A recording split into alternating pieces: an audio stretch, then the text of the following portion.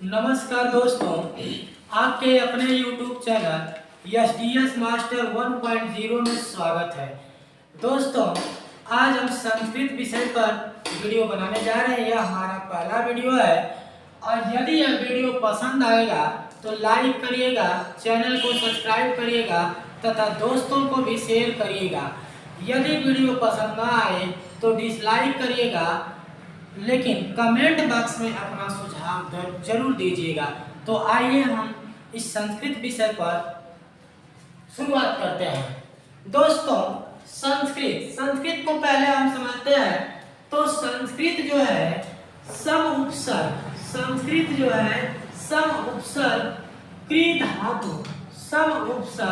क्री धातु और कत प्रत्यय से मिलकर बना है। संस्कृत सम उपसर्ग क्री धातु और कत प्रत्यय से मिलकर बना है। अगर हम बात करें इस संस्कृत का अर्थ क्या होता है, इस संस्कृत का अर्थ होता है शुद्ध। इस संस्कृत का अर्थ होता है शुद्ध, या इसे हम कहते हैं परिनिष्ठित या कहते हैं परिमार्जित। तो संस्कृत का अर्थ होता है शुद्ध या परिनिष्ठित, या इसे हम कह सकते हैं परिमार्जित।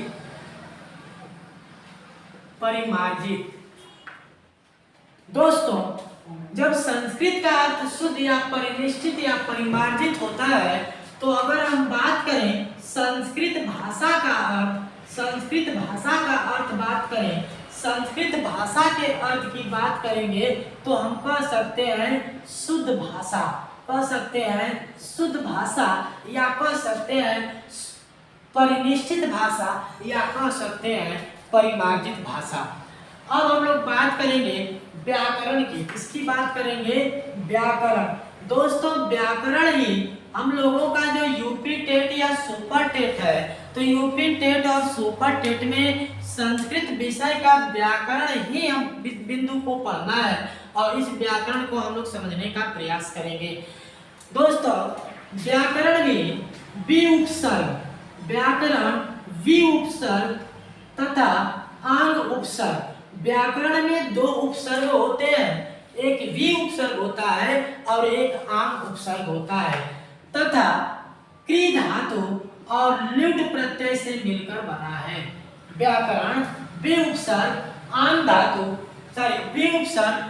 उपसर्ग क्री धातु और ल्युट प्रत्यय से मिलकर बना है। यदि हम व्याकरण की परिभाषा की बात करें, यानी व्याकरण किसे कहते हैं, तो इसकी परिभाषा हम लिख सकते हैं, इसकी परिभाषा हम कह सकते हैं व्याक्रियन्ते व्युत्पादन्ते अनेन इति व्याकरणम्। अगर हम इसकी परिभाषा की बात करें तो व्याक्रियन्ते व्युत्पादन्ते अनेन इति व्याकरणम्। व्याक्रियन्ते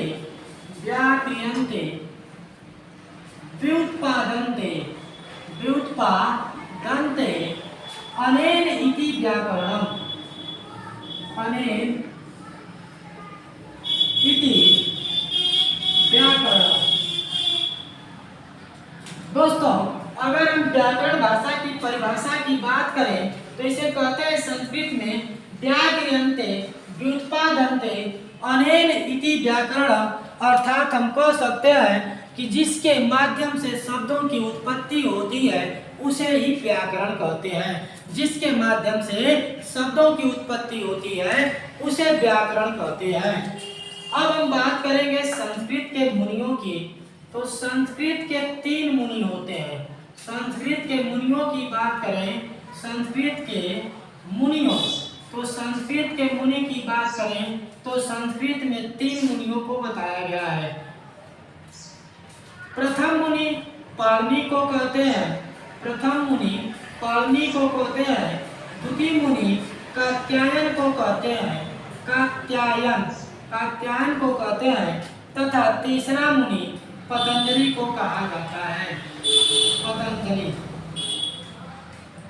तो ये संस्कृत के 3 मुनि हैं। इन्हें प्रथम मुनि, इन्हें द्वितीय मुनि तथा इसे तीसरे मुनि की संज्ञा दी जाती है।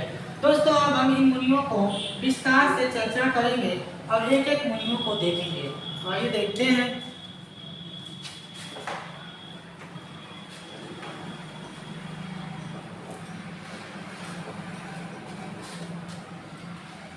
प्रथम मुनि, संस्कृत के मुनि, संस्कृत के मुनि।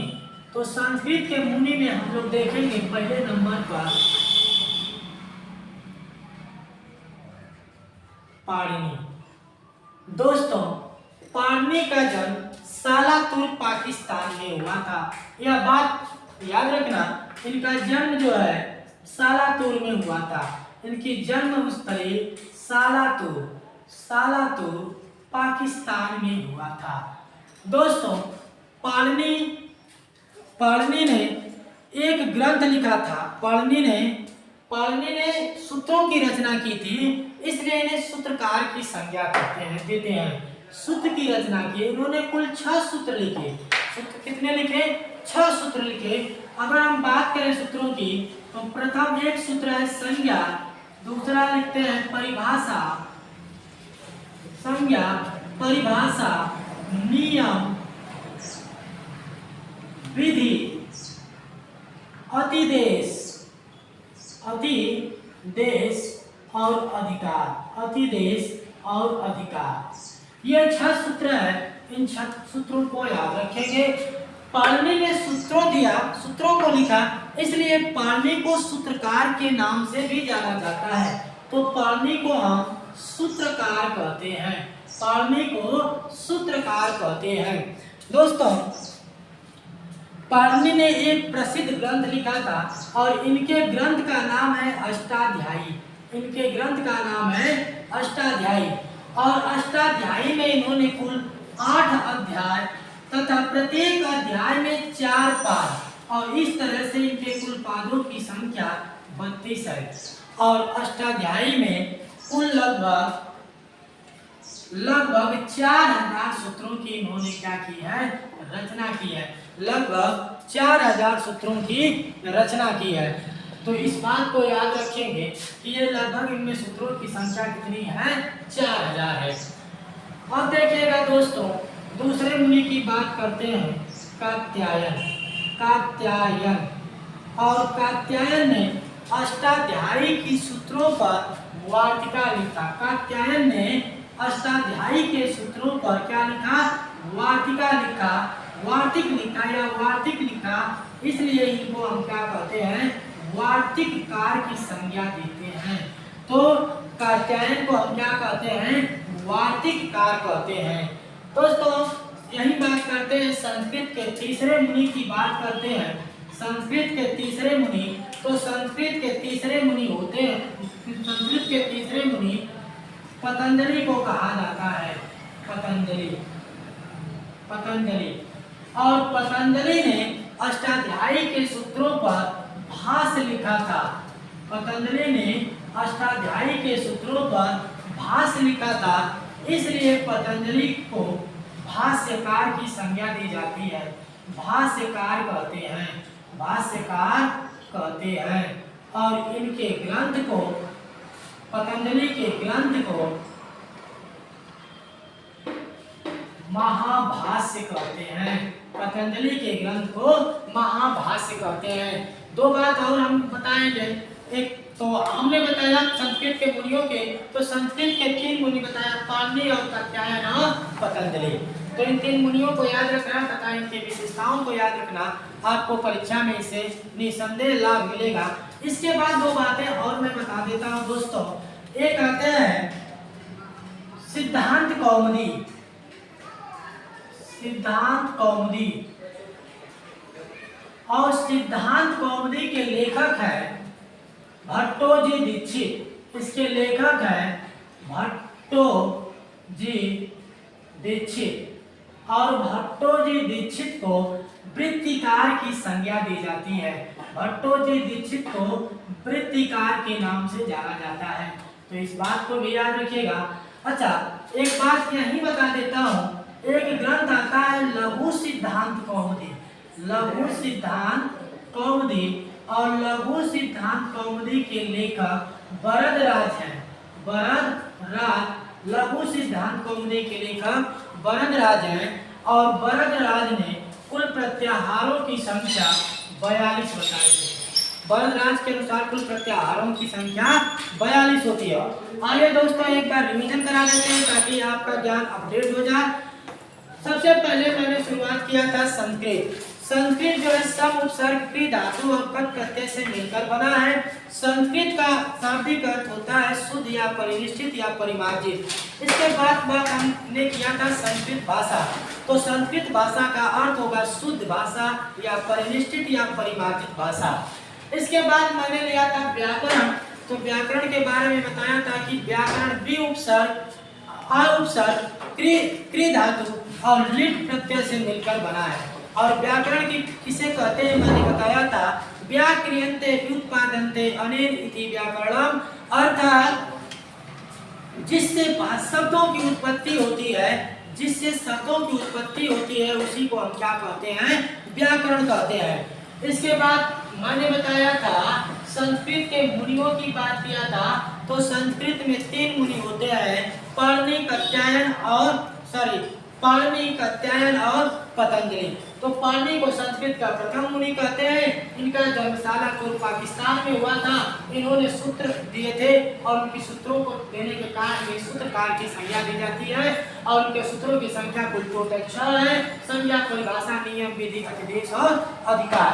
इसके बाद हम बात करते हैं इन्होंने एक ग्रंथ लिखा था और इनके ग्रंथ का नाम है अष्टाध्यायी, जिसमें 8 अध्याय 4 पाद और इस तरह से कुल पादों की संख्या 32 हो जाती है। अष्टाध्यायी में कुल सूत्रों की संख्या बात करें तो लगभग इनके अष्टाध्यायी में 4000 सूत्र है। इसके बाद संस्कृत के दूसरे मुनि की बात करते हैं कात्यायन। तो कात्यायन ने अष्टाध्यायी के सूत्रों पर वार्तिक लिखा था, इसलिए कात्यायन को वार्तिककार की संज्ञा दी जाती है। और संस्कृत के तीसरे मुनि पतंजलि को कहा जाता है और पतंजलि ने अष्टाध्यायी के सूत्रों पर भाष्य लिखा था, इसलिए इन्हें भाष्यकार कहा जाता है तथा इनके ग्रंथ को महाभाष्य की संज्ञा दी जाती है। इसके साथ मैंने दोस्तों बताया सिद्धांत कौमुदी के लेखक भट्टोजी दीक्षित को कहते हैं और इन्होंने अष्टाध्यायी के सूत्रों पर वृत्ति लिखा था, इसलिए इनको वृत्तिकार की संज्ञा दी जाती है। और लघु सिद्धांत कौमुदी के लेखक वरदराज है और वरदराज ने कुल प्रत्याहारों की संख्या 42 बताया। तो दोस्तों यह वीडियो अच्छा लगेगा तो लाइक करिएगा, शेयर करिएगा, कमेंट बॉक्स में अपना सुझाव भी दीजिएगा। मिलते हैं नए वीडियो के साथ, तब तक के लिए नमस्कार।